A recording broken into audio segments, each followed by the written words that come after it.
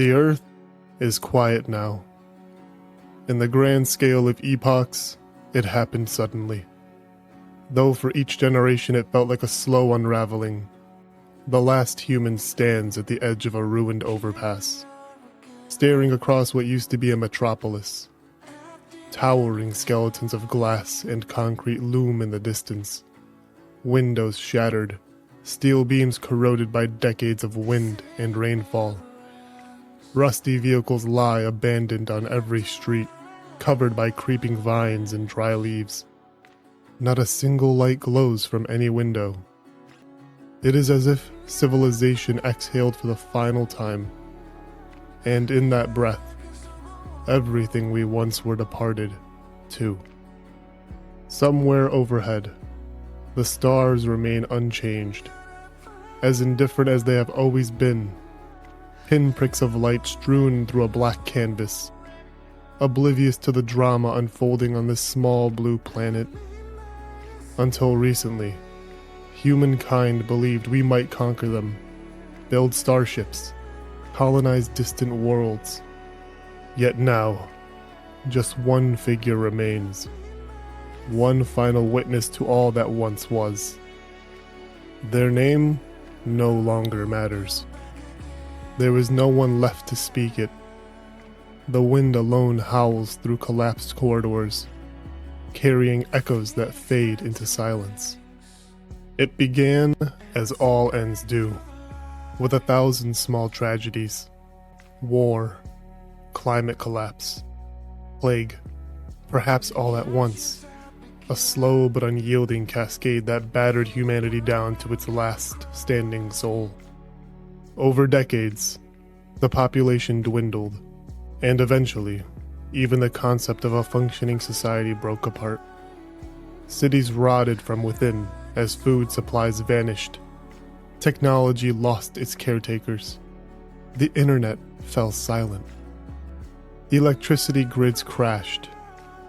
And now, the final person stands here, wrapped in an old coat, breath visible in the chill of twilight, aware that no help will ever come. They shuffle through dust-laden streets. A child's stuffed toy lies face down in the gutter, its bright colors faded and molted. In another life, that toy might have brought laughter. Now it is just a fabric husk, emblematic of an entire species' memories. The last human picks it up for a moment, then sets it on a shattered windowsill. A small gesture of respect. Then they continue walking, the hush pressing in on them like an invisible ocean. In the old days, people used to talk about legacy, monuments, art, science, all meant to transcend mortal life. But when the final caretaker passes, who remains to read the books, interpret the data, gaze at the paintings in those deserted museums? Even if every painting still hangs on dusty walls, no eyes remain to see them. The libraries are full of pages that no hand will ever touch. Digital archives hold centuries of knowledge, but no operating systems function to retrieve them. So does that knowledge exist in any meaningful sense if no consciousness can engage with it? Still, in the quiet gloom of evening, the last human stands on an old pedestrian bridge, staring at the faint glow of a dying sun in the western sky. The sun is weaker than it once was, its brilliance dulled by a slightly dimmer atmosphere. But we remain in cosmic terms, billions of years from the final solar flare. The Earth, though ravaged, still spins. Somewhere in the vast oceans, life might yet persist in microbial form, carrying out primal cycles. But the grand experiment of civilization is done. Within that lone figure's mind, memories churn, stories of family, friends, or that last broadcast from a faraway city claiming the same unstoppable wave of famine. Yet also, there is the memory of wonders, rocket launches, golden ages of art, breakthroughs in physics that once promised to lead us beyond the cradle. All that potential, the last mind sees it flickering through recollections that no one else can share. It is said that stars do not weep for vanished species. They simply keep burning, or eventually die out themselves, indifferent in their cosmic dance. The universe has no preference for life or non-life. Humanity's works, our cathedrals, satellites, philosophies, are but sparks in the vast night. The final human is part of that spark, the living coda to a grand symphony that only a handful of centuries ago thrived with billions of voices. Standing alone, they reflect on how everything led here. War? Possibly. AI out of control? Possibly that too. Or maybe it was an unstoppable virus, or just the slow creeping tide of an unbalanced planet turning hostile. The specifics matter little now. The result is the same.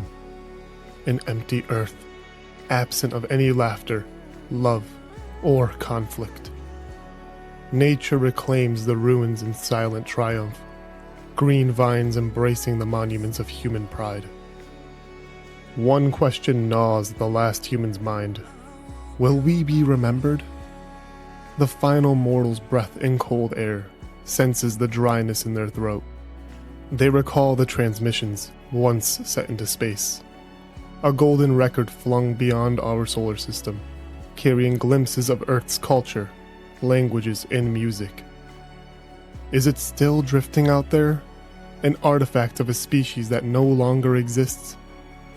Perhaps someday, an alien intelligence might stumble upon it, decoding our images, hearing Chuck Berry's guitar riffs, or reading the encoded messages of hope. Or perhaps not. The cosmic emptiness might bury that record in stardust, forever unobserved. Then, another thought. Do we even need to be remembered? The final human wonders if the significance of an entire civilization can vanish the moment no one is left to recall it. The heartbreak is that we cared so deeply about meaning, about forging a path that reached beyond ephemeral existence. Yet, the universe allows for the possibility that we vanish entirely, leaving behind only the physics of a planet spinning in the dark.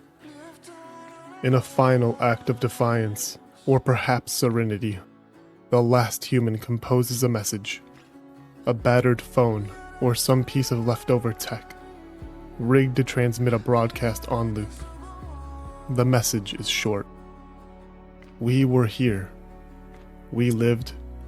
We dreamed, and we loved. If you can hear this, remember us. They set it to cycle through a range of frequencies, hoping that by improbable chance, someone, somewhere, listens. Maybe an alien starship in the distant future, or a new civilization rising from Earth's future permutations, might catch the echo. Or maybe it's just an empty call into the cosmic silence. Standing beneath those silent stars, the last human breathes one final time. Feels their heart falter. The mind unravels into darkness. That last inhalation merges with the hush of the wind. The pulse of humanity's final heartbeat ends. And the cosmos? It continues, of course, unaffected by the passing of one hairless ape species that once wielded rockets and wrote poetry. Stars explode, black holes devour matter, galaxies wheel in slow arcs across eons.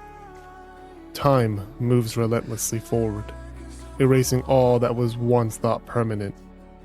In that unstoppable march, a single ephemeral species passing away might be less significant than a speck of dust swirling in a cosmic desert. Yet maybe our echoes persist in intangible ways. Our footprints in the planetary crust, our silent satellites in orbit, the faint electromagnetic radiation from centuries of radio transmissions traveling outwards at light speed. Even if no one decodes them, They are there, subtle imprints of a civilization that burned bright for a fleeting cosmic second. That might be our final legacy, intangible signals drifting endlessly. Or perhaps, the knowledge embedded in Earth's geology that future beings, if any, could read like a fossil record. So the last human rests, unnamed, unrecorded. It was not a grand exit, not a triumph. It was a quiet, private, a slow exhale under a sky that offered no condolences. Are we to call that tragic, or simply the natural conclusion of any species that eventually meets its end? Maybe tragedy and triumph are human concepts, irrelevant when we no longer exist to define them. In the hush following that final breath, a new question resonates. Does the cosmos hold memory of us? Some might say no. The universe is indifferent. Others suspect that reality itself is shaped by every observer who ever was. That in some quantum sense, nothing truly disappears. But the tangible truth is that we fade. In that last second, humanity dissolves into the background hum of a quiet Earth, left to the cycles of climate and geology until even those fade. Was it all for nothing? Or was it everything? A singular flourish of consciousness that the universe was privileged to host, even if briefly? Perhaps the existence of any sentient life is a miracle that transcends time. Perhaps the meaning was in the living, not in the surviving. Our species came, saw, built wonders, loved, struggled, and soared in imagination. That legacy, whether ephemeral or cosmic, remains ours. In the cosmic timeline, each species is a wave that rises and falls, all dwarfed by a cosmos that is so vast and so old. The idea that humans might have transcended that pattern was always a grand dream. And as that last person's heartbeat ceases, we return to the timeless churn of celestial events. In the final stillness, one silent question lingers. Is the memory of humanity etched somewhere deeper, or does it vanish with the final breath? We may never know. The universe seldom answers. But the story of our species, our joys and fears, our hopes and heartbreak, mattered to us. And maybe that is enough. That once upon a time, we lived and dreamt under these stars. As everything grows silent, that fleeting awareness, our ephemeral flash of existence, becomes the only testament we leave behind.